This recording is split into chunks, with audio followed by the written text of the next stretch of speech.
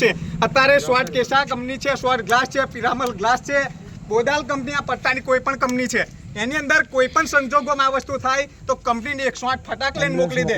અત્યારે આ કંપનીના ગેટની બહાર કોઈને એક્સિડન્ટ થયું હોય, 108 ના આવ્યું હોય તો કંપનીની ફરજ બને છે કે કંપનીનો ડોક્ટર છે, કંપનીની એમ્બ્યુલન્સ મોકલવી જોઈએ. અમે પૈસા લેવા ભેગા નહીં થયા.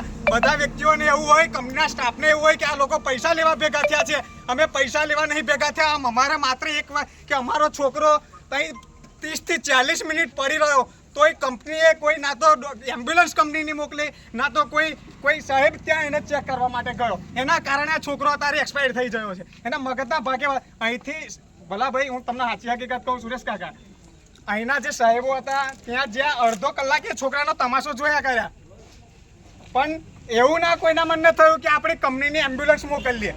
અમારો બસ આ મકસદ એક છે કે તમે તમાશા જોવા સારું આ છોકરો કંઈ એ કરવા તો એ અહીંયા આગળ નોકરી આવતો હતો ભલા ભાઈ, ફરજ તો અહીં બતાવતો. હું તો કહું કે ભલે સિક્યુરિટીમાં હતો કે કોન્ટ્રાક્ટમાં હતો કે સ્ટાફનો માણસ હોય, કંપનીમાં કામ કરતા હોય એટલે બધા કંપનીના માણસ જ ગણાય, કંપનીના જ ગણાય. કંપનીના માણસને તો કંપનીને એટલી ફરજ બને, પૈસા તો જોઈતા જ નહીં.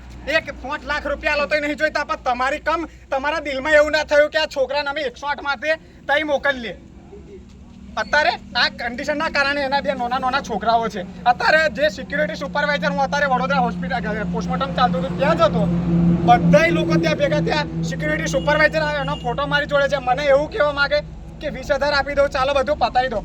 અમે 20,000 લેવા જ્યાં હું લાખ રૂપિયા ઊભો હાલ દેવતા આગળ એને, બરાબર? તો 20,000 અમારે લેવાના છે. અમારો મકસદ એ જ છે કે તમે એમ્બ્યુલન્સ લે અને એને વ્યવસ્થિત ટ્રીટમેન્ટ આપવા કમ ના, જે અમારે પૈસાની જરૂર નહીં. અત્યારે હું